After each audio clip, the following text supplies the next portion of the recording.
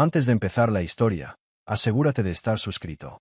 Si te gustan las historias de trampas, no te pierdas ningún vídeo nuevo. Necesitas suscribirte a nuestro canal. Continuemos. La noche que perdí mi trabajo, sentí una opresión abrumadora. No le conté a nadie sobre la empresa que lo respaldaba, ni sobre la casa en la playa que era mi escape secreto, mi refugio. Pero todo eso quedó en silencio ante el caos que se desataba. Y entonces mi esposa, quien creía que me amaba, gritó: «Haz las maletas. Los fracasados no tienen cabida aquí». Y más. Me escupió. Con rabia, con desprecio. Y se fue, del brazo del hombre con quien, hasta ayer, creía compartir mi vida. ¿Qué pasó después? Bueno, quizás sea un poco tarde para ellos, pero les aseguro que lo lamentarán hasta el fin de sus días. ¿Saben ese momento en el que todo parece derrumbarse a su alrededor y uno se queda paralizado, como si fuera espectador de su propia tragedia? Eso fue exactamente lo que experimenté el martes pasado, sentado en esa mesa de caoba, que vale más que la mayoría de las casas. Se me encogió el corazón al escuchar a mi suegro, Patrick Rowan, pronunciar lo que probablemente él pensó que era un discurso grandilocuente. Se ajustó la corbata, hizo una pausa dramática y se preparó para soltar la bomba. «Ya no formas parte del negocio familiar». Así, sin más, con frialdad, con sencillez, como si fuera lo más natural del mundo. 8 años de trabajo, noches en vela, horas interminables programando sus algoritmos, haciendo lo que él jamás podría entender. Y lo único que había conseguido era que me desecharan como basura. Patrick, el hombre del traje impecable, que probablemente costaba más que mi primer coche, me miró con esa mirada de superioridad. Como si yo fuera solo una mota en su alfombra persa, algo insignificante. Un silencio desconcertante invadió la habitación. Podía oír el tic-tac de un reloj de pie en la habitación contigua, marcando el paso con cada segundo que mi dignidad se desvanecía. Pero lo peor estaba por venir. Mi cuñado, Simon, ese pedante, no perdió el tiempo. No tardó ni un segundo en hablar. Sentado allí, con esa sonrisa arrogante dibujada en el rostro, recostado en su silla como si le hubiera tocado la lotería, empezó a acusarme de ser un peso muerto. Él, el tipo que apenas sabía adjuntar un archivo de correo electrónico, se atrevió a llamarme inútil. Él, cuya única contribución a la empresa fue sugerir un café más barato para la sala de descanso. El mundo se puso patas arriba cuando tuvo la audacia de juzgarme. «Un peso muerto», dijo. Él, que era tan útil para el negocio familiar como una puerta mosquitera en un submarino. Pero sí, yo era un peso muerto. La ironía de todo era tan absurda que parecía una jugada maestra de la vida. Me quedé allí, inmóvil, con el tenedor casi rozando los labios, comiendo un trozo de salmón tan caro que probablemente nadaba en aguas más puras que las que muchos beben. No dije nada, no reaccioné, no defendí mi nombre. Simplemente seguí masticando y asintiendo, como si estuviera escuchando una charla sobre ganancias trimestrales, cuando en realidad, me estaban destrozando por dentro. Lo peor estaba por venir, y llegó el domingo. Mi esposa, no, mi exesposa, Laia, la mujer con la que había forjado mis sueños, la mujer con la que pensé compartir mi futuro, se levantó de la silla como si estuviera a punto de dar el mejor discurso de su vida. Ingenuamente, pensé por un segundo que ella podría ser la mujer en la que creía. La esposa que defiende a su esposo, que se enfrenta a la presión familiar. Pero me equivoqué. Ella, la mujer con la que compartí risas y lágrimas, con la que viajé a Napa y sorprendí en momentos espontáneos de cariño, no mostró piedad. Me miró a los ojos, y lo que vi allí no era el amor que buscaba. No era compasión, no era solidaridad. Me dejó allí, sin palabras. ¿Y qué hizo después? Me escupió. Saliva caliente y auténtica me resbaló por la mejilla mientras gritaba que los fracasos no pertenecen allí. Podría haber sido más cruel. Pero no. No lo necesitaba. «Haz las maletas», dijo, y cada palabra era como un cuchillo. Y, por si fuera poco, salió por la puerta, del brazo de un hombre al que nunca había visto. No podía creer lo que estaba sucediendo ante mis ojos. Una traición no solo al cuerpo, sino al alma. Creían que me estaban derrotando, pero no sabían que solo habían sellado su destino. La escena que se desarrollaba ante mí parecía sacada de una telenovela mala, pero por desgracia, era mi vida en pleno colapso. La mujer con la que había compartido años de matrimonio, años de sueños, años creyendo que éramos un equipo, ahora estaba calentando el banquillo, si me entiendes. Todo lo que habíamos construido, todo lo que habíamos pasado juntos, no significaba nada. Menos que nada, de hecho, porque nada sería mejor que ser expulsado de ese lugar, escupido y desechado como basura. Pero lo que realmente me conmovió, Y lo que me hizo sentir la verdadera magnitud de la traición fue el silencio en esa mesa. Nadie, absolutamente nadie, salió en mi defensa. Ni Marta, la esposa de Patrick, a quien ayudé a superar uno de los momentos más difíciles de su vida, formar el mejor equipo de oncología que se pueda comprar. Ni Rebecca, la novia de Simon, a quien le di una carta de recomendación que la llevó a la universidad de sus sueños.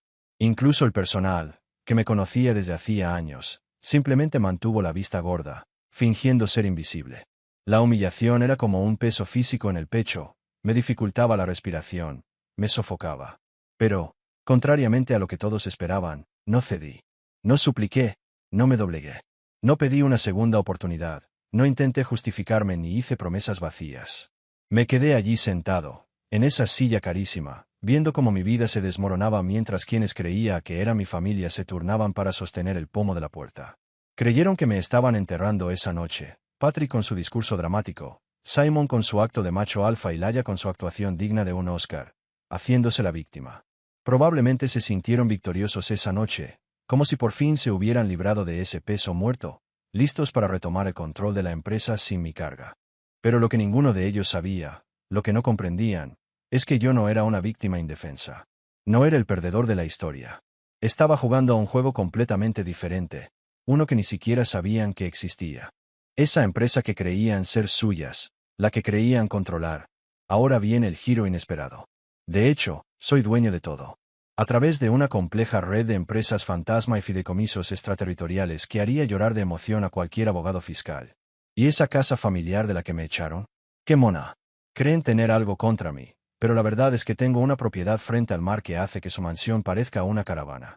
Estaban tan ocupados celebrando su propia victoria que no se dieron cuenta de que, mientras ellos se creían vencedores, yo ya estaba construyendo mi imperio en secreto. Así que allí estaba yo, conduciendo por carreteras costeras en medio de una tormenta que parecía irritarme personalmente. Los limpiaparabrisas luchaban contra la lluvia torrencial, que caía como si quisiera ahogarme con cada gota. El agua invadía mi campo de visión, y la oscuridad a mi alrededor solo intensificaba la sensación de estar perdido. Pero, curiosamente, me pareció apropiado. Nada dice que la vida se ha convertido en un caos absoluto como conducir por carreteras sinuosas mientras una tormenta feroz intenta arrasar con todo a tu alrededor. La isla de Sullivan estaba a unos 45 minutos de la propiedad de Patrick, y con cada kilómetro que conducía, sentía que me dirigía hacia la salvación, o hacia la locura. El GPS estaba hecho un desastre, recalculando constantemente la ruta debido a la inundación, y en cierto modo, parecía perfecto. Incluso la tecnología dudaba de mis decisiones. Pero esto era lo que nadie en esa mesa, ni siquiera mi querida exesposa, sabía. No conducía hacia un motel de carretera ni hacia el sofá de un amigo. No, me dirigía hacia mi propia fortaleza, un trocito de paraíso que nadie más conocía. Hace 8 años, tras cerrar ese enorme acuerdo tecnológico que me hizo ganar más dinero del que la mayoría de la gente ve en toda su vida, hice algo que haría gritar de alegría a cualquier asesor financiero de Estados Unidos. En lugar de gastarlo todo en coches de lujo o relojes ridículos que cuestan más que una casa, compré una propiedad frente al mar a través de un fideicomiso tan enredado en papeleo legal que hasta Hacienda necesitaría un equipo de arqueólogos para encontrarla. Lo bueno es que Laia nunca supo de esta casa. La diseñé antes de casarnos, cuando ella aún fingía estar impresionada por mi potencial, más que solo por mi cuenta bancaria. La casa no era nada ostentosa. Y ese era precisamente el objetivo. Nada de columnas imponentes ni fuentes pretenciosas. Nada de oro brillante que gritara, mírame. Soy rico y estoy intentando compensar algo. Solo líneas rectas, ventanales de piso a techo con vistas al océano y suficiente espacio para respirar sin que nadie la presionara constantemente con proyecciones trimestrales o exigencias familiares. Me detuve frente a las puertas de hierro, que seguramente costaban más que el coche de Simon. Introduje el código que solo yo conocía y las puertas se abrieron, como dándome la bienvenida. Porque, en efecto, eso era lo que este lugar representaba, mi hogar. No el museo de mármol del que me habían expulsado, sino un santuario, un refugio donde por fin podía ser yo mismo, sin tener que hacer el papel de yerno agradecido, el que siempre tiene que saber dónde está. La tormenta seguía azotando cuando por fin entré, como una rata ahogada sacudiéndose el agua de lluvia. La casa estaba exactamente como la había dejado en mi última visita secreta. Muebles mínimos, sin fotos familiares, solo un silencio profundo, una paz absoluta y el sonido de las olas rompiendo contra la orilla. Era como si hubiera entrado en un universo paralelo, donde los discursos arrogantes de Patrick y los comentarios petulantes de Simon ya no podían afectarme. Me serví 3 dedos de bourbon, del bueno, no de esos baratos que servían en las fiestas de la familia Rowan, y me acomodé en el sillón de cuero junto a la ventana, sintiendo el calor del fuego de la chimenea iluminando la habitación. Fue entonces cuando, distraídamente, tomé el viejo llavero que Laia me había regalado en nuestros primeros tiempos. Cuando parecía que de verdad le importaba yo, no lo que yo pudiera hacer por ella ni por el imperio empresarial familiar. El llavero era un detalle cutre, grabado con nuestras iniciales. El tipo de regalo que se hacen los adolescentes cuando aún creen que el amor verdadero está garantizado, que felices para siempre es algo más real que una simple anomalía estadística. Me dio ese regalo con una sonrisa tímida, diciendo que era para que nunca olvidara que éramos un equipo. Un equipo. La ironía de todo era tan palpable que casi podía tocarla. Sentada allí en mi escondite secreto, escuchando la furia de la tormenta afuera mientras contemplaba ese ridículo recuerdo de lo que creía que era amor verdadero, finalmente me permití sentir todo lo que se había tragado. La traición que se había estado acumulando durante meses, la humillación de ser despedida como becaria junior, la ira de ver a Simon atribuirse el mérito de un trabajo que me había mantenido despierta durante noches interminables. Por primera vez, dejé de intentar ser la mejor persona y simplemente dejé que la amargura me inundara, como esa tormenta afuera. Y, ¿sabes qué? Fue liberador. Fue en ese momento que el golpe a la puerta interrumpió mis pensamientos. Era pasada la medianoche, y en medio de la tormenta que probablemente mantenía a todos en casa, alguien llamó a mi puerta. El golpe no fue frenético, como alguien que busca refugio, ni vacilante, como un turista perdido. Fue firme, deliberado, seguro, el tipo de golpe que decía, sé exactamente dónde estoy y por qué estoy aquí. Abrí la puerta y me encontré con Eva Moreno allí de pie. La lluvia una simple molestia.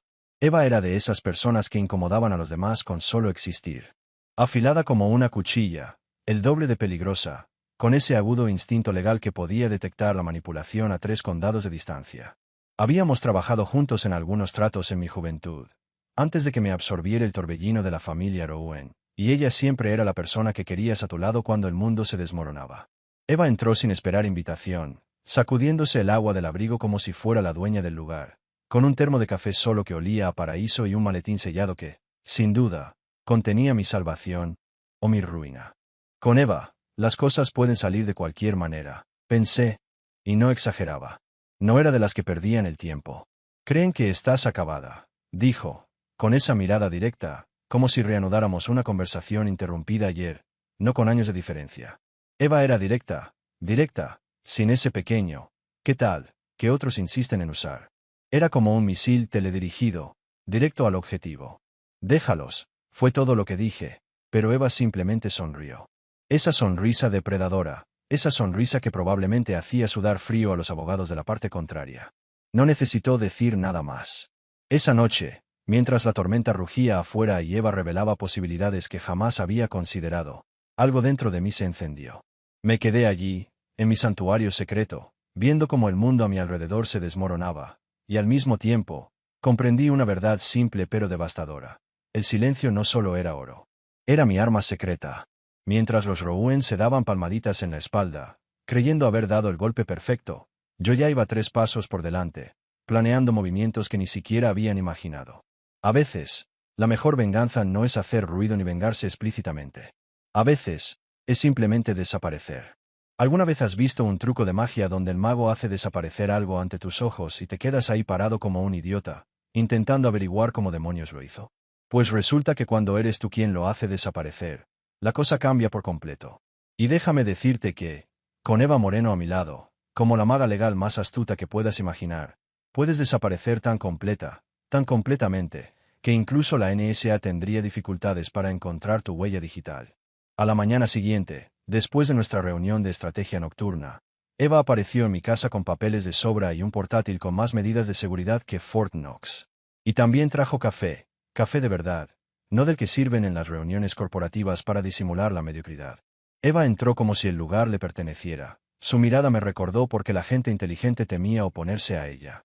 Tiempo, dijo sin rodeos, mientras extendía los documentos sobre la mesa de la cocina como si estuviera preparando las piezas para la partida de póker más cara del mundo. Convertirse en fantasma, dijo con la confianza de quien conoce cada jugada. Pero de los buenos.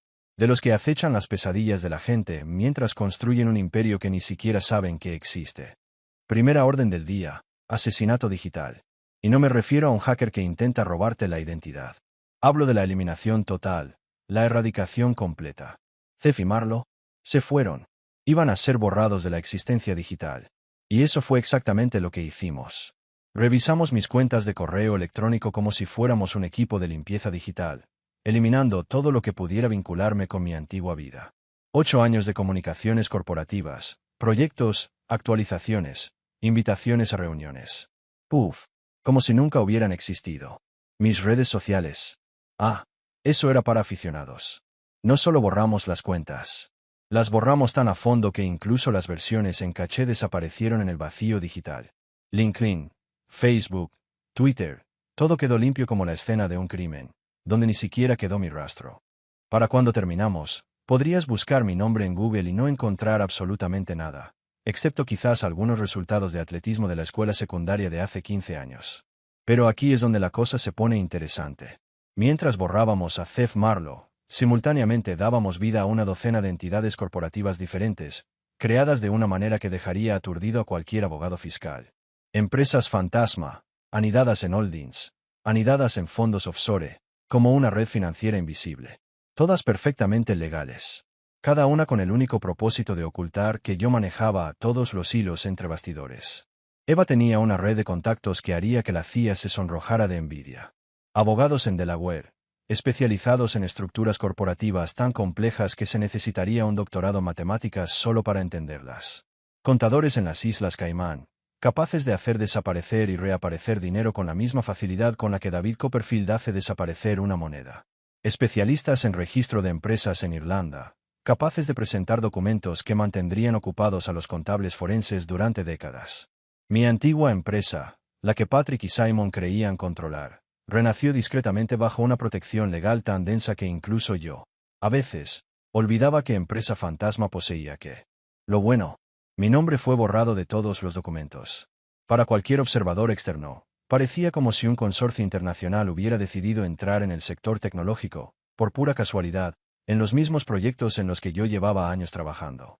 Mientras yo me ocupaba en convertirme en un fantasma corporativo, Simon estaba allí en la sala de juntas de Rowan Industries, pavoneándose como si acabara de ser coronado rey del mundo tecnológico. Pero la verdad, algo que jamás imaginó, era que el imperio tecnológico que creía controlar ya estaba en la palma de mi mano. Y no sabía cuánto iba a cambiar su vida. Este es el mismo Simon que una vez me preguntó si la nube podía ser golpeada por la lluvia, por cierto. Pero ahí estaba, intentando dirigir reuniones sobre el acuerdo tecnológico municipal que me llevó 2 años construir desde cero. Eva tenía a alguien infiltrado entre ellos. Lo llamó amigo de un amigo, una fuente con un oído impecable que nos mantenía informados regularmente sobre el programa de Simon. Y, según nuestra fuente, ver a Simon intentar explicar mis sistemas algorítmicos fue como ver a un niño realizar una neurocirugía. Soltó palabras de moda como integración de blockchain y optimización impulsada por IA sin tener ni la menor idea de su significado. Los funcionarios municipales, que deberían haber quedado impresionados con la presentación, empezaron a hacer preguntas técnicas y detalladas que requerían una gran experiencia. El tipo de preguntas que no se pueden responder con seguridad ni con palabras rebuscadas. Y ahí fue cuando salieron a la luz las verdaderas debilidades de Simon. Nuestra fuente informó que, desesperado, empezó a llevar a un asesor técnico a las reuniones. Un pobre tipo que probablemente había encontrado en Craigslist, intentando desesperadamente explicar sistemas que nunca había visto. Era una escena patética, como ver a alguien intentando representar a Shakespeare sin haber leído la obra, pero aún así luchando por seguir el guión. El desastre se avecinaba, pero de alguna manera Simon estaba tan absorto en su ego que ni siquiera se daba cuenta de lo lejos que se estaba hundiendo. Lo mejor, cada vez que Simon daba una explicación confusa o no respondía a una pregunta sencilla sobre las capacidades de los sistemas, los empleados tomaban notas en sus portapapeles. No del tipo que decía, excelente presentación. La firmamos enseguida. No, era del tipo que decía, esta gente no tiene ni idea de lo que nos vende. La ironía estaba de mi parte. Mientras tanto, Patrick, el genio estratégico, empezó a darse cuenta de que tal vez, solo tal vez, destituir al creador de todo no era la brillante decisión que había imaginado. Una fuente cercana a Eva informó que la tensión en la sala de juntas iba en aumento, Patrick hacía preguntas más directas sobre los cronogramas de proyecto y Simon daba respuestas cada vez más desesperadas que se reducían a: confía en mí, papá, lo tengo todo bajo control. Pero mientras ellos se esforzaban por navegar una empresa que no entendían, yo, sentado en mi santuario junto al mar, observaba cómo todo se desmoronaba a través de cámaras de seguridad estratégicamente ubicadas e informes internos. Cada reunión fallida, cada llamada confusa de un cliente, cada momento en que se daban cuenta de que estaban extraviados. Vi en primera fila el desastre que estaban creando. La ironía era tan hermosa como aterradora. Creían que estaban eliminando peso muerto, pero en realidad, lo que habían hecho era amputar el cerebro de la empresa, y ahora intentaban caminar sin saber cómo. Lo mejor, no tuve que hacer nada más que permanecer invisible. Se estaban enterrando. ¿Conoces esa sensación de ver un descarrilamiento a cámara lenta, sin saber si apartar la mirada o coger las palomitas? Así fui yo durante las últimas 3 semanas, sentado en mi centro de mando frente al mar mientras la red de espías corporativos de Eva me alimentaba constantemente sobre lo que estaba pasando en Industrias Rowan. Y, te aseguro, fue mejor que cualquier reality show jamás producido. Eva tenía contactos en todas partes. Ex empleados dolidos por la mezquindad de Patrick, miembros de la junta directiva que empezaban a darse cuenta de que habían apostado por el caballo equivocado. Incluso el personal de limpieza, que al parecer tenía un oído tan agudo que podía oír las acaloradas discusiones en las oficinas ejecutivas después del horario de oficina. Era como tener una red de vigilancia personal, pero en lugar de vigilar a los enemigos, estaba viendo a una empresa familiar cometer un suicidio corporativo en tiempo real. Los mensajes privados que Eva interceptó eran oro puro. Los miembros de la junta directiva, que se habían pasado la vida besándole el trasero a Patrick, de repente se irritaron y le hicieron preguntas increíblemente incómodas. Margaret Thornfield, la guerrera de cabello canoso que controlaba las inversiones del fondo de pensiones, envió un correo electrónico particularmente brutal a los demás miembros de la junta, que básicamente se reducía a: ¿en qué demonios estaban pensando? Sí, exactamente lo que dijo. Según nuestra fuente, sus palabras fueron: acabamos de entregar una operación tecnológica multimillonaria a alguien que necesita soporte de ti para conectar con las llamadas de Zoom. Margaret, ¿no te gusta andarte con rodeos? Pero la verdadera diversión empezó cuando vimos a David Chun, el analista financiero de la junta, reconstruyendo poco a poco la gravedad de su error. David era uno de esos tipos meticulosos que probablemente contaba cada grano de cereal en el desayuno. Empezó con preguntas muy específicas sobre los plazos del proyecto, las tasas de retención de clientes y algo llamado evaluaciones de competencia técnica, que a Simon le estaba dando urticaria. Los mensajes de David a su esposa, Eva, y a su meticulosa red de informantes pintaban la imagen de un hombre que poco a poco se daba cuenta de que el Titanic ya había chocado contra el iceberg. El contrato municipal se está desmoronando, escribió. Simon no entiende las especificaciones técnicas y los clientes le hacen preguntas que no puede responder. Empiezo a pensar que hemos cometido un terrible error. No, Sherlock. Por fin lo entiendes. Bienvenido a la fiesta. Pero la verdadera obra maestra, la cumbre del desastre, llegó cuando el contrato de Helix empezó a implosionar como una demolición controlada. Helix. Esta era la joya de la corona de mi trabajo, un sistema de gestión municipal que desarrollé durante 2 años. Algoritmos personalizados capaces de predecir patrones de tráfico, optimizar la asignación de recursos, básicamente, hacer que los urbanistas parecieran genios. El tipo de sistema que no solo gana premios, sino que también genera contratos más rápido de lo que imaginas. Y Simon, bueno, con su pequeño corazón lleno de confianza, entró a la presentación pensando que podría improvisar con unas cuantas diapositivas de PowerPoint y el encanto natural de la familia Rowan. Lo que encontró fue una sala llena de ingenieros locales que realmente sabían de lo que hablaban, haciendo preguntas detalladas sobre arquitectura de bases de datos, protocolos de seguridad y escalabilidad del sistema. Nuestro informante, y lo llamaremos Garganta Profunda, porque Eva se negó a decirme su verdadero nombre, informó que Simon empezó a sudar por la camisa cuando el ingeniero jefe le preguntó sobre la estructura del árbol de decisión del algoritmo. Y la respuesta de Simon, sin exagerar, fue: bueno, es muy sofisticado, muy innovador. El algoritmo hace cosas algorítmicas. Cosas algorítmicas. Casi me atraganto con el café cuando Eva me lo contó. Al final de la presentación, los funcionarios municipales intercambiaban esas miradas que todo vendedor teme. La mirada que decía: definitivamente no nos creemos lo que estos idiotas venden. El contrato que debería haber sido un éxito asegurado se convirtió en un desastre a cámara lenta. El ayuntamiento empezó a solicitar documentación técnica adicional, que Simon no pudo proporcionar porque, sorpresa, no tenía ni idea de cómo funcionaba. Pero Patrick. Patrick, el maestro de las estrategias fallidas. Según nuestras fuentes, empezó a tener lo que podríamos llamar colapsos ejecutivos durante las reuniones de la junta directiva. El hombre que, hace 3 semanas, estaba dando un discurso dramático sobre reducir el peso muerto, ahora estaba completamente perdido. El punto de quiebre llegó durante una reunión a puerta cerrada con el personal directivo. El espía de Eva nos dijo que Patrick perdió la compostura, golpeando la mesa con tanta fuerza que los vasos de café saltaron. Sus palabras exactas, a todo volumen, ante una sala llena de ejecutivos aterrorizados, fueron: «Tu cuñado te sacó de tu tumba con engaños». De la tumba. Como si yo fuera una especie de fantasma corporativo, un espectro vengativo que acechaba sus proyecciones trimestrales. Entonces la realidad se impuso. Lo que habían pensado que sería una despedida digna y estratégica a un peso muerto se había convertido en una amputación del cerebro de la empresa. Ahora, Patrick enfrentaba las consecuencias de su propio error, reflejo de su arrogancia. La ironía era casi una obra de arte. Patrick se tambaleaba con la verdad con tanta torpeza que no tenía ni idea de cuánta razón tenía. La respuesta de Simon, si es que se le puede llamar respuesta, fue básicamente un balbuceo sobre la necesidad de más tiempo para integrar las especificaciones técnicas, que, en la jerga corporativa, es el eufemismo perfecto para «no tengo ni idea de lo que hago, y espero que todos lo olviden si les suelto un montón de clichés». Pero lo que realmente me alegró el día, y me hizo sentir como un espectador en el teatro del absurdo, fue que no estaba haciendo nada en absoluto. Simplemente estaba sentado en mi oficina con vista al mar, bebiendo bourbon y leyendo sus mensajes privados. Eran como el periódico de la mañana para mí. No saboteaba nada, no hacía movimientos agresivos ni jugaba sucio. No enviaba información anónima a la competencia ni intentaba aprovecharme de sus errores. Simplemente existía, silencioso, invisible, dejando que se destruyeran con su propia incompetencia. Y cada día que pasaba sin que yo hiciera nada, sin una confrontación dramática ni ningún tipo de desafío, se volvían más paranoicos.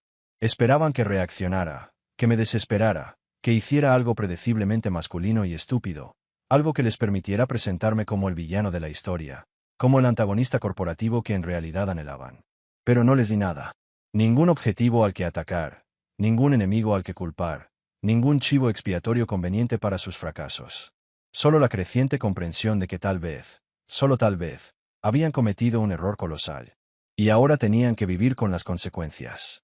Su imperio se desmoronaba, una reunión fallida a la vez, y solo tenía que quedarme quieto y dejar que la gravedad hiciera su trabajo. ¿Recuerdas cuando mencioné que estaba jugando a un juego único? Bueno, aquí es donde las piezas empiezan a encajar, y el juego se convierte en una auténtica obra maestra de la manipulación. Hace 8 años, cuando aún creía que el trabajo duro y la lealtad serían recompensados, no explotados, planté una semilla en el jardín corporativo.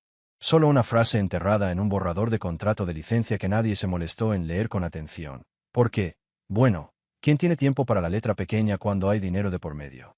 Esa semilla, amigos míos, era lo que los abogados llaman una cláusula de reversión, pero yo preferiría llamarla mi póliza de seguro contra la traición que ocurrió en aquella cena. El lenguaje era simple, directo y contundente. Si el licenciatario alguna vez cambiaba el nombre del sistema central sin notificar debidamente al titular original de los derechos, estos revertían automáticamente a su titular original. Limpio, elegante y tan profundamente enterrado en la subsección 47C que ni siquiera el IRS pudo encontrarlo sin un equipo de asistentes legales y algunos años de trabajo. Ahora, te estarás preguntando, ¿cómo logró este tipo que los abogados de Patrick aprobaran esta cláusula? Bueno, la respuesta es casi vergonzosa por su simplicidad. Estaban tan obsesionados con perjudicarme económicamente que ni siquiera revisaron las disposiciones técnicas de la licencia. Un error clásico. Es como estar tan preocupado por lo que sucede a tu alrededor, tratando de protegerte de los robos, que no te das cuenta de que te están robando el coche. Había estado esperando pacientemente este momento, observando la situación y preparándome para actuar. ¿Y adivina qué? El ego inflado de Simon estaba a punto de entregármelo en bandeja de plata. Nuestro querido Simon, embriagado con su nuevo poder y probablemente con la ilusión de que cambiar el nombre de un sistema significaba comprenderlo, decidió que el sistema de gestión municipal necesitaba una reforma. Porque, claro, nada dice ahora mando yo como pintar una obra maestra ajena y decir que es tuya. En una reunión con el equipo de desarrollo, se levantó, Hinchó el pecho como un pavo real drogado y declaró que a partir de ese momento el sistema se llamaría núcleo de hélice, no solo Helix, claro, sino Helix Core, como si simplemente añadir core al nombre lo convirtiera en una revolución tecnológica. Es como llamarse gurú del estilo de vida solo para justificar que, en realidad, solo tienes un blog de viajes. El equipo de desarrollo, que sabía exactamente quién había creado este sistema, permaneció en silencio, estupefacto. Según nuestra fuente, el impulso colectivo de huir era casi palpable, como si estuvieran siendo testigos de un desastre inminente. Y lo mejor, estaban tan absortos en el ego de Simon que ni siquiera notaron la trampa que se les estaba tendiendo ante los ojos. Simon, ajeno a que su público parecía estar en un funeral corporativo, continuó su discurso visionario, como si tuviera cierta autoridad sobre lo que decía.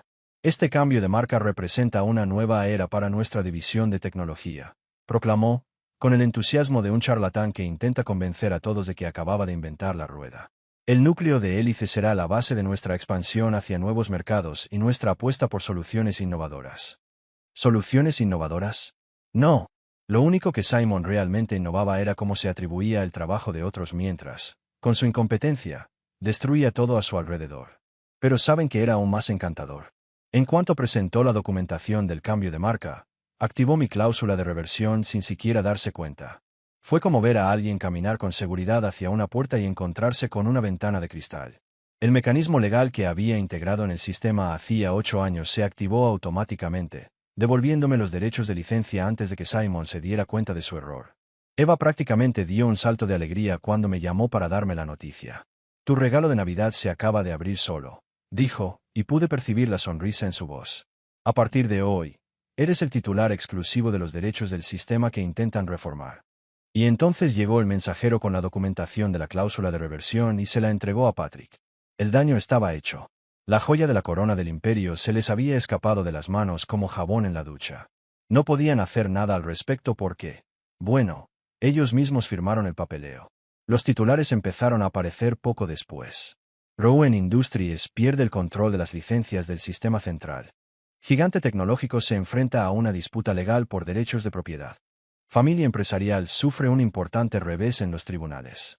Cada titular era una daga clavada en el ego de Patrick, y yo saboreaba a cada uno como un buen vino añejo. Eva me envió capturas de pantalla de comentarios de expertos del sector, algunos impactados, otros incluso un poco asustados por el error que acababan de cometer. Un competidor, con una ironía que casi me hizo reír, dijo que perder el control de la propiedad intelectual central es el tipo de error que puede acabar con carreras enteras en esta industria. Carreras, en plural. Esa parte me alegró aún más. Pero la guinda del pastel de esta venganza fue la foto publicada con la noticia principal. Patrick estaba allí, de pie en la puerta de Industrias Rowan, con una expresión que combinaba confusión, ira y creciente horror. El hombre acababa de descubrir que, en su brillante estrategia, se había disparado en el pie. Su expresión era como si alguien le hubiera dicho que Papá Noel no existía y que el conejo de Pascua acababa de declararse en bancarrota. Una mezcla de desesperación e incredulidad que aún recuerdo. Esa noche, caminé sola por mi playa privada. El sonido de las olas rompiendo en la arena se mezclaba con el crujido de mis propias pisadas. La marea subía, borrando las huellas que había dejado, barriendo la arena y preparando el terreno para el día siguiente. Era una metáfora perfecta de lo que le estaba sucediendo al imperio de Patrick. Todos los grandes planes, las conspiraciones de oficina, los planes maquiavélicos, todo arrasado por algo que no podían controlar. Lo mejor, aún no había dicho ni una palabra. No hubo ninguna llamada triunfal, ninguna confrontación dramática. No me expuse de ninguna manera. Simplemente permanecí en silencio, observando su lenta y dolorosa destrucción, como un conductor invisible. A veces la venganza más dulce no es contraatacar. A veces la verdadera venganza es ver a tus enemigos destruirse a sí mismos mientras disfrutas de un buen bourbon y del atardecer. 3 semanas después de que estallara la bomba de las licencias, estaba relajado, cómodo en mi nueva rutina. Mañanas en la playa con un café. Tardes revisando el imperio financiero que estaba construyendo. Noches viendo el atardecer mientras la red de Eva me informaba sobre el progreso del colapso que ocurría a 45 minutos de distancia. Era una vida tranquila. La paz de saber que todo lo que había construido en secreto estaba tomando forma, mientras que quienes creían haberme derrotado estaban atrapados en el laberinto de sus propios errores. No sabían qué estaba pasando. Y yo, sabía que por fin estaba viviendo la vida que merecía, lejos de la farsa que Patrick y su familia me habían obligado a representar. Alrededor de las 10:30 de la noche de un martes, los faros de mi coche atravesaron la oscuridad de la entrada como una cuchilla afilada. Por un instante, imaginé que era Eva, trayendo más noticias jugosas sobre los desastres de la familia Rowan. Pero el coche que se detuvo no era el elegante BMW de Eva. Era un viejo y destartalado Honda Civic, uno de esos coches que gritaban: mi vida se ha descarrilado y ahora intento encontrar la meta. La figura que emergió parecía cargar con el peso del mundo, encorvada contra la brisa del mar, con un abrigo tan grande que parecía que intentaba ocultar su fracaso debajo. Me llevó un minuto reconocer quién estaba allí. Ila, aunque su rostro demacrado y sus ojos rojos e hinchados contaban una historia que ya conocía. Parecía una versión rota de sí misma, sin maquillaje, lo que para ella era casi una ofensa pública, con el pelo recogido en una coleta despeinada, como si ya no le importara tanto su aspecto que ni siquiera valiera la pena intentarlo. Parecía haber capeado la tormenta, y no solo la tormenta de la naturaleza, sino la tormenta de su vida que se desplomaba a su alrededor. Cuando llamó a mi puerta, fue firme, pero no arrogante, como si pidiera permiso para una conversación que ni siquiera sabía que merecía. Una parte de mí quería ignorarla, dejarla congelada afuera mientras pensaba en cómo sus acciones me habían destruido. Pero la curiosidad me venció. ¿Qué habría impulsado a esta mujer a aparecer ahora, después de humillarme públicamente hace apenas 3 semanas? Necesitamos hablar, dijo con la voz ronca, como si hubiera estado gritando llorando toda la noche. Ni un hola ni un ¿qué tal? No, fue directa al grano, como si estuviéramos negociando una fusión corporativa, no lidiando con el cementerio humeante donde había quedado enterrada nuestra relación. Podría haber cerrado la puerta. Debería haber cerrado la puerta. Pero algo en su forma de estar allí, con los hombros hundidos como una marioneta rota, me hizo sentir que tal vez valía la pena escuchar lo que tenía que decir. Sin prisa por responder, me puse el abrigo y sugerí, con calma calculada, que fuéramos a un lugar público. No merecía ser recibida en mi santuario, y quería que lo supiera. Acompañarla a ese restaurante abierto toda la noche cerca del pantano fue la elección perfecta. Café tan fuerte como para despertar a los muertos y pastel que probablemente llevaba allí desde la administración Clinton. La vieja Ila no habría tolerado ese lugar, pero de alguna manera parecía perfecto para lo que se había convertido. Se deslizó en la cabina frente a mí con exagerado cuidado, como si temiera que el mismo vinilo de la silla la devorara. Se envolvió en su abrigo, quizá para protegerse, quizá para mantener la apariencia de alguien que aún conservaba algo de dignidad. Las luces fluorescentes no ayudaban. Parecía mayor, agotada, como alguien que hubiera pasado las últimas semanas sumida en el estrés y el arrepentimiento, y sabía que estos dos últimos tenían un nombre: Industrias Rowan. Mi amiga se fue, dijo, rompiendo por fin el silencio. Su voz, baja y tensa, parecía la de un discurso bien ensayado. Amiga, ¿verdad? Bajó la mirada hacia su taza de café como si buscara consuelo en ella. ¿Por qué así llamamos al chico con el que te acostaste mientras aún estábamos casadas? Casi me río de la ironía. Cuando los titulares empezaron a ser muy malos y los periodistas empezaron a llamar, el supuesto amigo, decidió que ya no quería estar relacionado con la familia. La ironía era casi dolorosamente clara.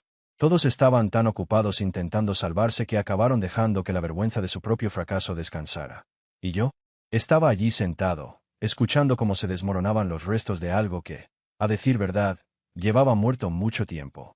La misma mujer que me había echado por ser un peso muerto ahora estaba sentada frente a mí, admitiendo que su reemplazante se había dado por vencida en cuanto todo empezó a desmoronarse. La lealtad, al parecer, era una calle de un solo sentido en el mundo de Ila, y ella acababa de descubrir en qué dirección fluía. Extraño al hombre que me amó a pesar de todo, susurró. Y por un breve instante, solo un instante, su voz sonó como la de la mujer de la que me enamoré hace tanto tiempo. La que me traía café cuando trabajaba hasta tarde, la que se acurrucaba a mi lado en el sofá, soñando con el futuro, con construir algo grande juntos antes de que el dinero, el estatus y las políticas familiares la convirtieran en una extraña. Pero la nostalgia, ay, es traicionera. No cambia los hechos.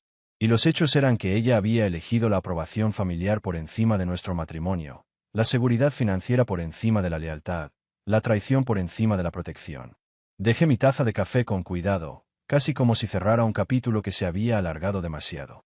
Ese hombre se ha ido, dije, mirándola directamente a los ojos por primera vez desde que había vuelto a mi vida.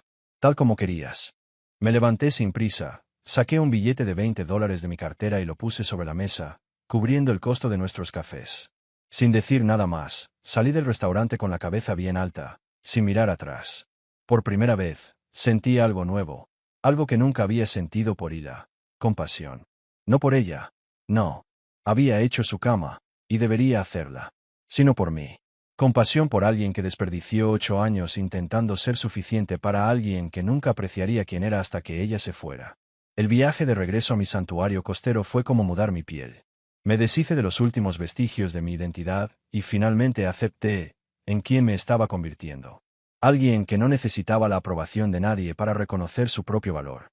Durante semanas, observé en silencio cómo el imperio Rouen se desmoronaba bajo su propio peso. Pero ese encuentro con Hila en el restaurante cambió algo dentro de mí. Quizás fue verla rota y desesperada, o quizás fue finalmente darme cuenta de que, después de todo, nunca me importó tanto como ella creía. Fui demasiado educado para darme cuenta hasta entonces. A la mañana siguiente, fui a un cajón de mi oficina que llevaba meses evitando. No porque hubiera olvidado lo que contenía, sino porque abrirlo era como cruzar una línea sin retorno. Era uno de esos pesados cajones de roble con cerradura que requería trabajo.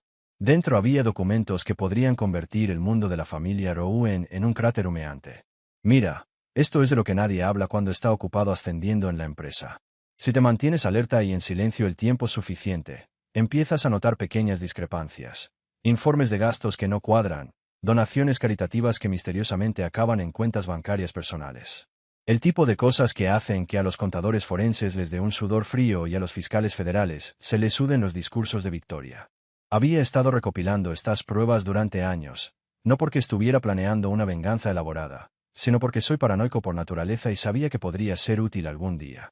Tenía suficientes trapos sucios sobre la familia Rouen como para enterrarlos tan profundamente que se necesitaría un equipo de arqueólogos para desenterrarlos. La estafa del Fondo de Ayuda para Huracanes fue, sin duda, mi favorita. Un fraude masivo, pero una favorita, en el sentido más cruel de la palabra.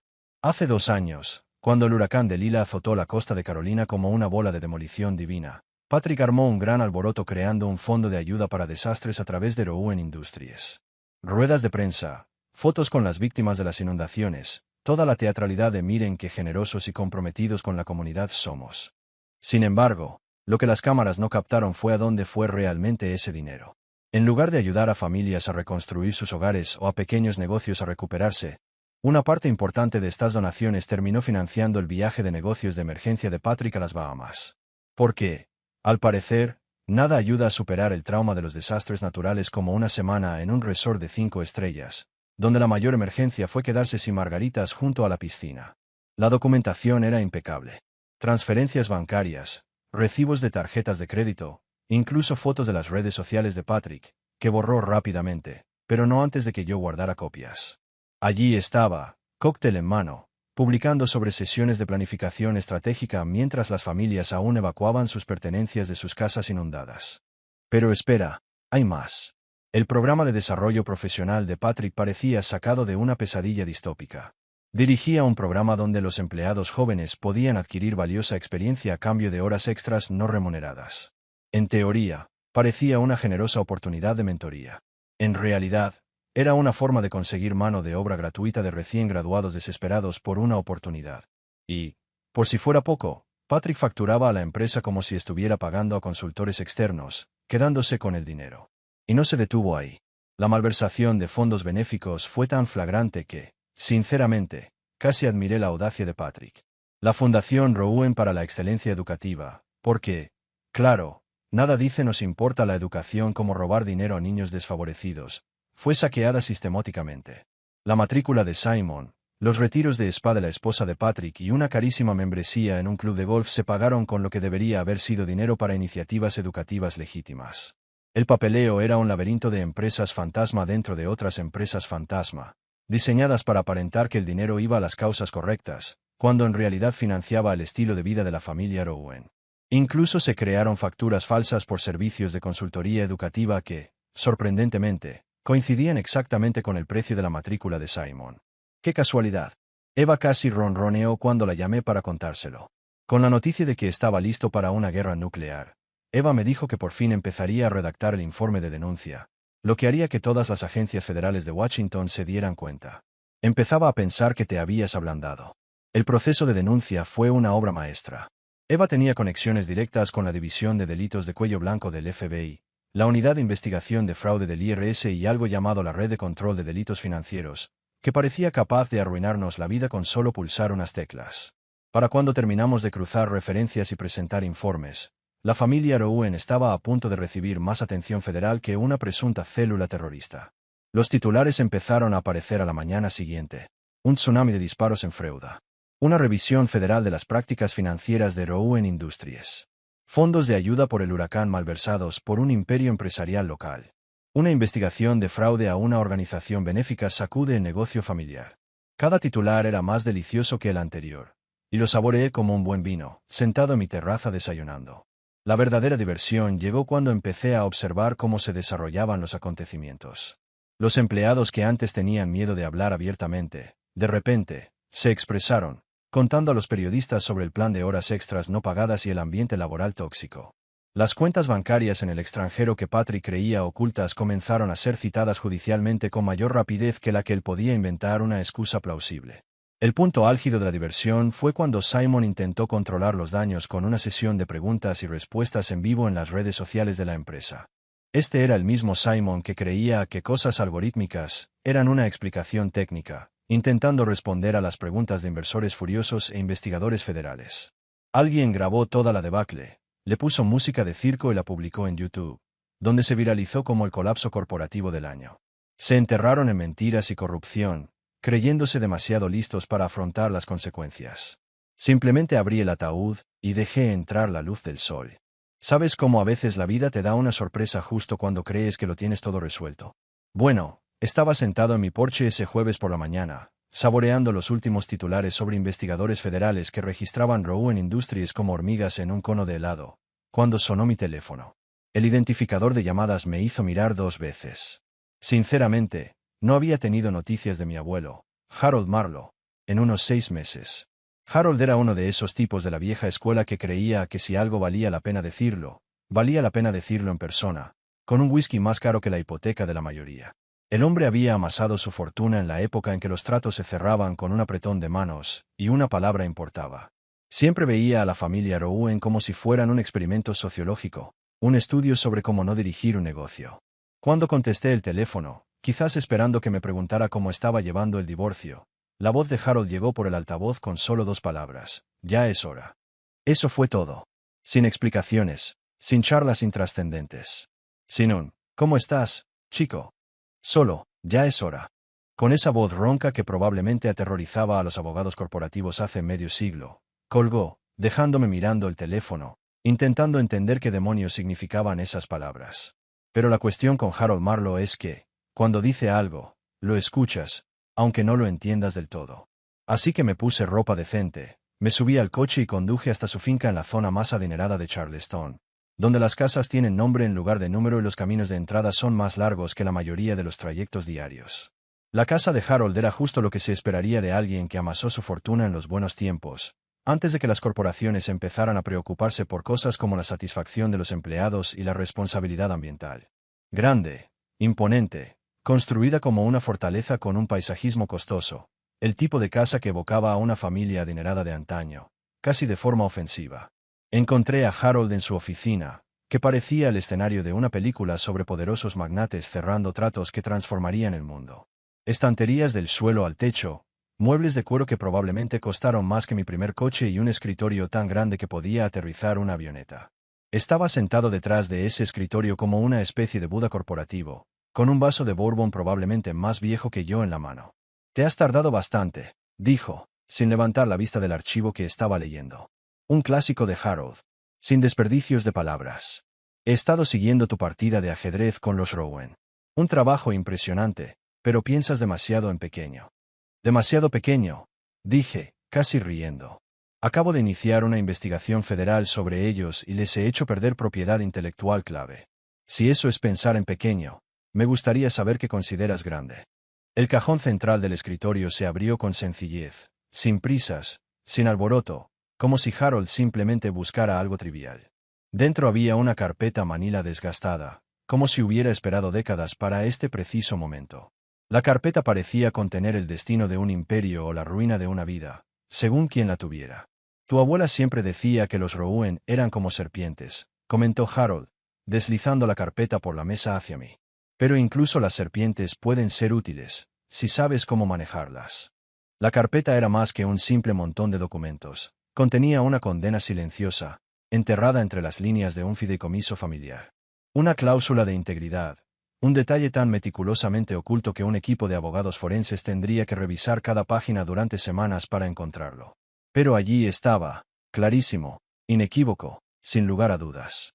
Declaraba que si los beneficiarios principales del fideicomiso incumplían 3 normas éticas en un plazo de 5 años, el control total de todos los bienes familiares revertiría automáticamente a un heredero secundario.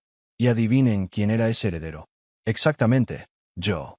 Cepan Marlowe, el peso muerto que, en algún momento, había sido expulsado del negocio familiar. Pero la verdadera ironía residía en cómo Patrick y Simon habían firmado su destino sin siquiera darse cuenta. Tan absortos en su afán por asegurar el acceso sin restricciones a los bienes familiares, que apenas prestaron atención a la letra pequeña. Sin darse cuenta, habían firmado su propia sentencia. Y durante años, trabajaron incansablemente para cavar el hoyo en el que se hundirían. El fraude de ayuda por el huracán fue la primera violación. El plan para explotar a los jóvenes empleados fue la segunda. Y la flagrante malversación de fondos benéficos fue la tercera. Cada acto, cuidadosamente documentado. Cada uno más que suficiente para entregarme el control de todo lo que creían inquebrantable. Harold, reclinado en su silla, me observaba con una sutil sonrisa, como un maestro de ajedrez que acaba de realizar la jugada decisiva. Ayudé a redactar esto hace 40 años, comentó con calma, como si hablara de algo común. Tu abuela nunca confió en los Rouen. Siempre decía que, con el tiempo, su avaricia los destruiría. ¿Por qué no me lo dijiste antes? Pregunté, todavía allí de pie, con la mirada fija en el documento que acababa de cambiar el curso de mi vida. Harold sonrió, una sonrisa que parecía estremecer a cualquiera que se cruzara en su camino. Porque necesitabas demostrar que lo merecías, dijo en voz baja, pero llena de una verdad inquebrantable. Cualquiera puede heredar el poder, pero apoderarse de él, es algo que pocos pueden hacer. No solo fuiste lo suficientemente astuto para engañarlos, sino también lo suficientemente paciente para dejar que cavaran su propia tumba. El juego ya había empezado mucho antes de que me diera cuenta. Y cuando por fin llegó el momento de volver a la sala de reuniones, el aire de la mañana otoñal parecía prometedor. La venganza tiene un sabor incomparable, y en ese instante supe que estaba a punto de dar el golpe final. Pasaron 3 semanas, afinando cada movimiento, cada detalle. Porque cuando estás a punto de dar el paso que sacudirá un imperio, no puedes dejar nada al azar. La noche anterior, Eva me llamó para confirmarme que la documentación era infalible. Se habían hecho las referencias cruzadas, se habían organizado las pruebas y la investigación federal, con su precisión implacable, avanzaba según lo previsto. Los investigadores trataban las oficinas de Rouen como si fueran una excavación arqueológica, catalogando cada prueba que pronto llevaría a Patrick y Simon a un destino que ni todo el dinero del mundo podría evitar. Pero, la verdadera esencia de la venganza. A veces, la mayor satisfacción no está en ver arder a tus enemigos. La mayor satisfacción es verlos darse cuenta de que ellos mismos encendieron las cerillas. Esa mañana elegí mi atuendo con precisión. No me puse los trajes caros que solía usar para intentar encajar con las expectativas de la familia Rouen, sino algo más sencillo, limpio y discreto. Un atuendo que transmitía un mensaje claro. No necesito impresionar a nadie, porque aquí ya mando yo. Cada detalle de esta elección estaba calculado, como una pieza de un juego psicológico al que estaba a punto de entrar. El viaje a Industrias Rouen fue un viaje en el tiempo, pero no en el sentido clásico. No volví al pasado, a quien solía ser, sino al futuro, a quien siempre debería haberme convertido. El edificio parecía, de alguna manera, más pequeño, más insignificante que cuando lo vi como el símbolo de todo lo que anhelaba en la vida. Es curioso cómo cambia la perspectiva cuando te das cuenta de que has estado apuntando demasiado bajo todo este tiempo. Aparqué en el estacionamiento para visitantes en lugar del de ejecutivos. Después de todo, técnicamente, ya no era un empleado. Era algo mucho más peligroso, el nuevo dueño, y ellos aún no lo sabían. El guardia de seguridad me reconoció, por supuesto. Eran los mismos guardias con los que había charlado de deportes y del tiempo al pasar a diario durante los últimos 8 años, al ritmo de una buena monotonía corporativa. Pero hoy había algo diferente en sus ojos. Quizás era mi postura. O quizás se había corrido la voz de la investigación federal, y se preguntaban de qué lado estarían cuando todo esto terminara. Para una reunión, Señor Marlowe? Preguntó Jake, el jefe de seguridad, intentando mantener la voz neutral pero sin ocultar su curiosidad. Algo así, respondí, firmando el registro de visitas con un gesto despreocupado. Sala de conferencias A, pensé en voz alta antes de darme la vuelta. Sala de conferencias A, donde la junta directiva se reunía cada jueves por la mañana, intentando fingir que sabían dirigir una empresa. Donde Patrick, 3 semanas antes, había dado su gran discurso sobre la eliminación del peso muerto. Y fue precisamente allí donde se cerraría el ciclo. Estaba a punto de dar el golpe final a una decisión que llevaba tiempo gestándose. Hay algo poéticamente perfecto en cerrar un ciclo, sobre todo cuando eres tú quien tiene todas las de ganar. Podía oír las voces al otro lado de las puertas de roble al acercarme. El sonido de Patrick intentando imponer una autoridad que no poseía, el tartamudeo nervioso de Simon, el murmullo incómodo de los miembros de la junta directiva, que empezaban a darse cuenta de que habían apostado por el caballo equivocado en este derbi corporativo. El observador legal que Eva había asignado ya estaba allí, sentado tranquilamente en un rincón con una carpeta llena de documentos que pronto les cambiarían el día a todos. Cuando abrí las puertas y entré en la habitación, el efecto fue inmediato. El tiempo pareció congelarse, como si alguien hubiera pulsado el botón de pausa en la realidad. El café de Patrick se detuvo en el aire, a medio camino de sus labios, en una pausa suspendida que desearía haber fotografiado para siempre. La sonrisa irónica de Simon no desapareció, simplemente se evaporó, dejando una mirada perdida, como quien acaba de ver su propio fantasma. El silencio se prolongó durante unos segundos, pero parecieron horas. Tiempo suficiente para que todos en la habitación procesaran lo que veían. El hombre que habían descartado estaba allí, entrando en la habitación como si fuera el dueño del lugar. Como pronto comprenderían, eso era exactamente lo que yo era. No me apresuré a llenar el silencio. Después de semanas viéndolos controlar la narrativa, destruyéndose a sí mismos mientras yo permanecía invisible, no tenía prisa por explicar lo que estaba sucediendo. En cambio, me dirigí a la cabecera de la mesa, el lugar donde Patrick siempre se sentaba, desde donde pronunciaba sus grandiosos discursos sobre estrategia y valores familiares. La silla estaba vacía. Patrick estaba sentado 3 sillas más allá, lo cual me decía todo lo que necesitaba saber. El jefe de la empresa ya ni siquiera presidía su propia mesa. Y eso, en sí mismo, decía más que cualquier discurso que hubiera intentado. ¿Sabes? El barco se hundía más rápido de lo que nadie quería admitir. Saqué mi silla y me senté con la facilidad de quien lo ha hecho todos los jueves durante años. Y técnicamente, era cierto, solo que ahora estaba en un asiento diferente. Desde esa posición, la vista era clara. Podía ver cada rostro, observar cómo cambiaban sus expresiones en tiempo real mientras intentaban procesar lo que estaba sucediendo. Fue en ese momento que saqué mi maletín y la carpeta manila que Harold me había dado, junto con algunos documentos adicionales que Eva había preparado para ese preciso momento. Los puse sobre la mesa con la calma de quien sabe exactamente cuánto pesan esas páginas. No eran papeles al azar, sino el comienzo de un nuevo capítulo. Documentos que, sin duda, lo cambiarían todo. Finalmente, rompí el silencio que se cernía sobre la habitación como una espada de Damocles. Caballeros, damas, creo que tenemos algunos asuntos que discutir. La observadora legal, una mujer llamada Catherine Morrison, se levantó de su asiento en la esquina de la sala y se dirigió al escritorio con la eficiencia de quien lo ha hecho 1000 veces. Colocó su maletín sobre la superficie de caoba y lo abrió con precisión, como si fuera parte del ritual. Para que conste, dijo con esa voz autoritaria que probablemente había puesto nerviosos a los abogados corporativos en sus sillas. Estoy aquí para presenciar y validar la transferencia del control corporativo como se describe en la cláusula de integridad del fideicomiso de la familia Marlowe. Subsección 12, párrafo 4. Le pasé la carpeta a Patrick. La miró como si fuera una bomba a punto de explotar. Todos los documentos están ahí, dije con calma, como si hablara del tiempo. La escritura de fideicomiso original, las disposiciones de la cláusula de integridad, la documentación de las 3 violaciones éticas que activaron la cláusula de reversión y los informes de la investigación federal que lo confirman todo. Patrick, con las manos visiblemente temblorosas, abrió la carpeta. Vi cómo su rostro experimentaba una secuencia de emociones en cuestión de segundos. Confusión, reconocimiento, horror y finalmente, negación. La negación era tan desesperada que casi me hizo sentir lástima por él. Casi.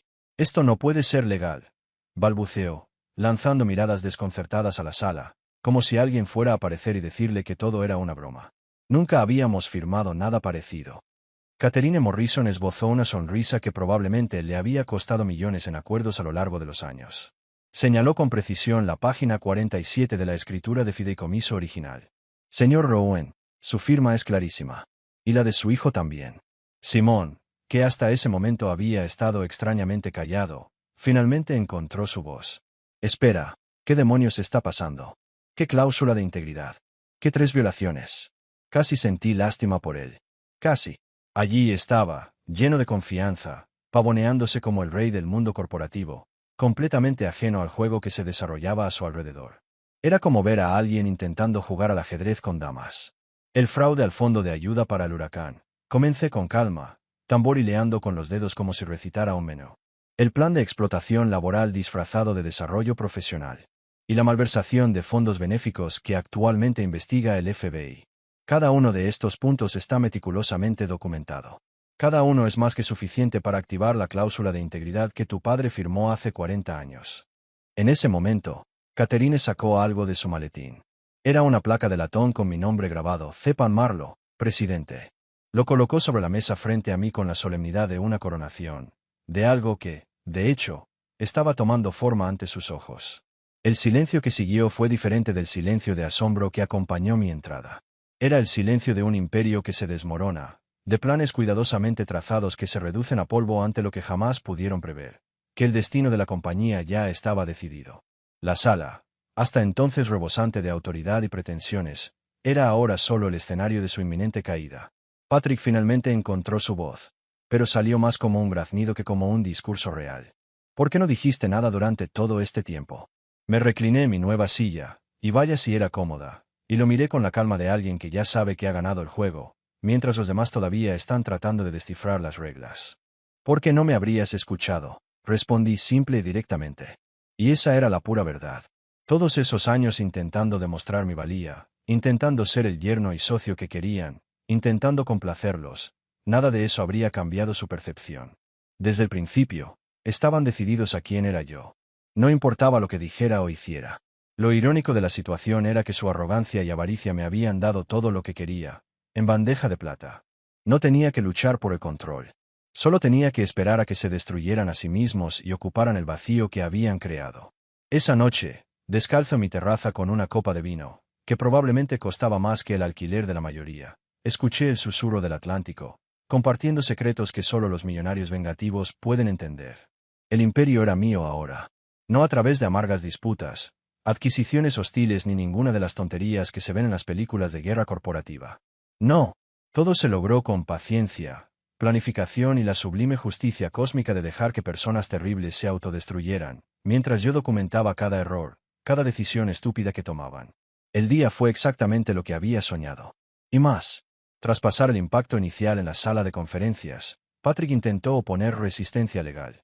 Balbuceaba sobre tecnicismos y violaciones de procedimiento como un hombre ahogándose en arenas movedizas, buscando la combinación adecuada de palabras para salir de ese atolladero. Catherine Morrison, con su paciencia inquebrantable, escuchó sus intentos de maniobra legal. Parecía tan desconcertante como un médico explicándole a un paciente terminal que no hay nada más que hacer, pero sin perder la compostura. Señor Rowan, dijo con la precisión de un láser cortando la capa más fina de papel. La cláusula de integridad fue redactada por algunas de las mentes jurídicas más brillantes de Charleston hace 40 años. Se anticiparon todos los posibles desafíos y se abordaron con anticipación.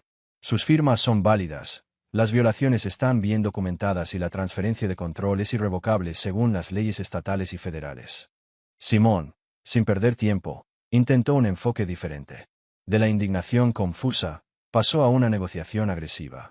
Mira, lo que quieras. Lo podemos arreglar, dijo, como si de repente recordara cómo usar la voz ahora que ya no tenía todas las cartas en la mano. Dinero, posición, activos, capital, lo que sea. ¿Cuál es el precio? Fue casi dulce, la verdad. Ahí estaba, el mismo tipo que me había llamado peso muerto 3 semanas antes, ahora intentando negociar como si fuéramos viejos amigos ultimando los detalles de una sociedad. El mismo Simon que sonrió cuando su padre me echó de la familia, ahora ofreciéndome socio de mi propia firma. La ironía nunca había sido tan dulce. Pero lo mejor de todo llegó cuando el resto de la junta directiva finalmente comprendió lo que estaba sucediendo. Eran las mismas personas que se habían quedado calladas mientras Patrick me humillaba y me expulsaba de la familia, sin siquiera una palabra de apoyo.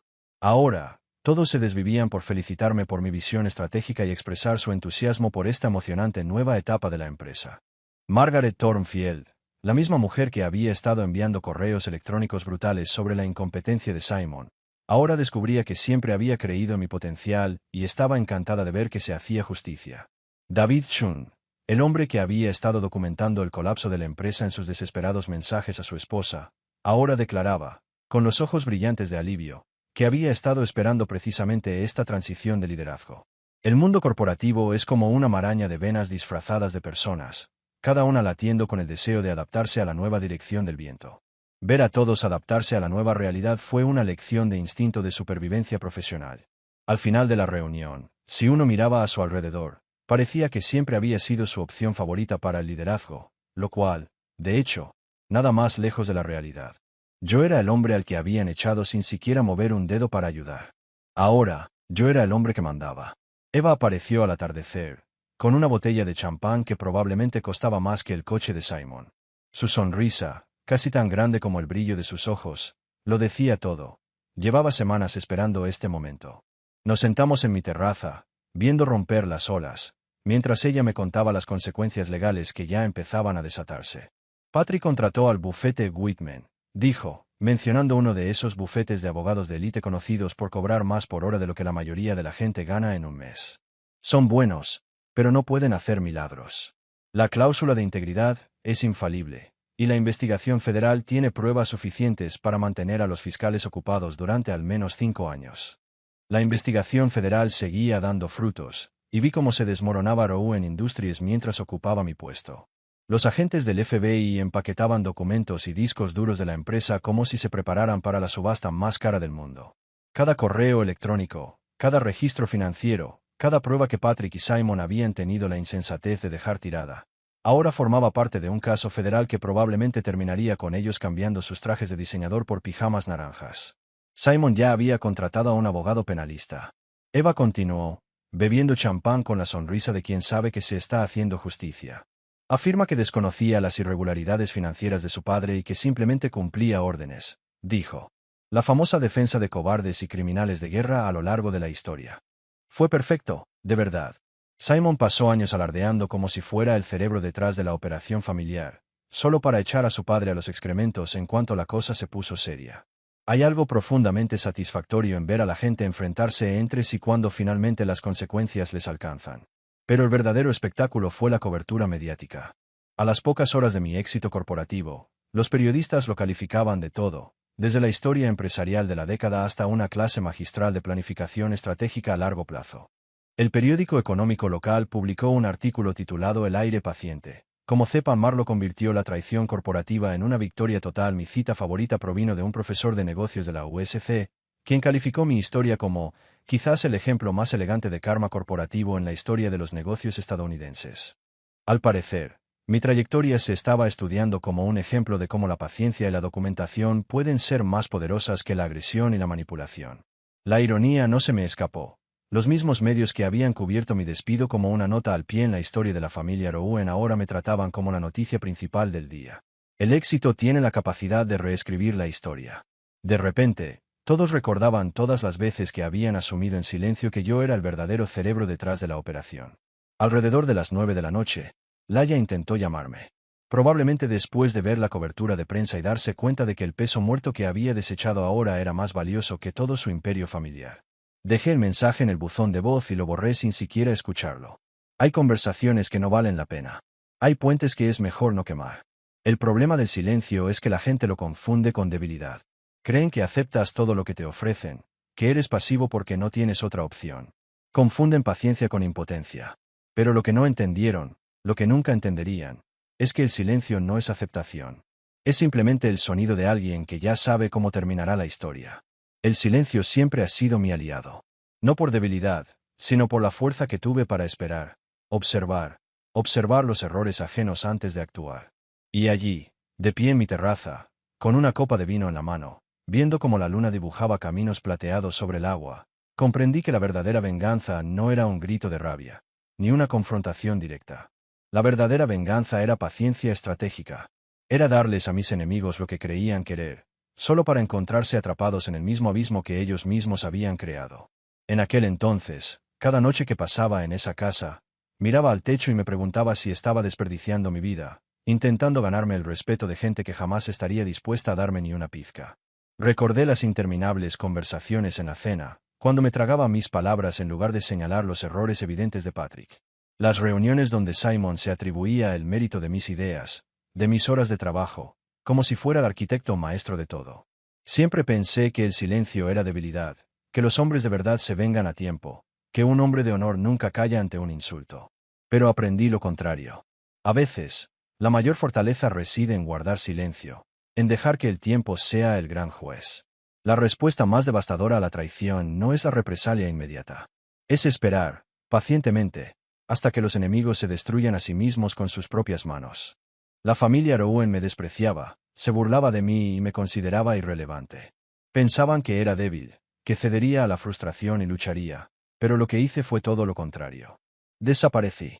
Querían dirigir la empresa sin mí. Así que les dejé intentarlo. Querían verme fracasar, verme destruido, y me echaron como si fuera un peso muerto. Pero lo que les di fue mucho peor que una simple pelea. Les di todo lo que querían, sin saber que era precisamente lo que temían. Creyeron que mi ausencia sería una victoria, pero se convirtió en su peor pesadilla. Cuando fracasaron, cuando los mismos errores y la corrupción que yo sabía que existían empezaron a aflorar como demonios, fue entonces cuando la verdad salió a la luz. Su incompetencia los condujo a la ruina. Se destruyeron a sí mismos mientras yo permanecía en las sombras, observando. Y entonces, cuando llegó la investigación federal, cuando los medios empezaron a exponerlo todo, regresé. Regresé, sin gritar, sin atacar. Simplemente regresé y recuperé lo que siempre había sido mío. Ahora, yo estaba en la cima, y ellos vivían en las ruinas que ellos mismos habían construido. Patrick probablemente pasaría sus últimos años en una prisión federal. Simon se encontraría en la miseria, sobreviviendo con algún trabajo cualquiera. Y la empresa que tanto valoraban ahora era mía para hacer con ella lo que quisiera. Para dirigirla como siempre debía haberlo hecho. Había aprendido que el silencio es mucho más que la ausencia de palabras. Es el sonido de alguien que sabe exactamente lo que hace. Y quienes me subestimaron, quienes me vieron como débil, ahora pagaban el precio por no comprender esta fuerza silenciosa. Porque algunas consecuencias perduran más que quienes las crearon. Algunas decisiones dejan cicatrices que el tiempo no puede borrar. Cuando terminé mi vino y entré en la casa, sentí que por fin había encontrado lo que había buscado toda mi vida.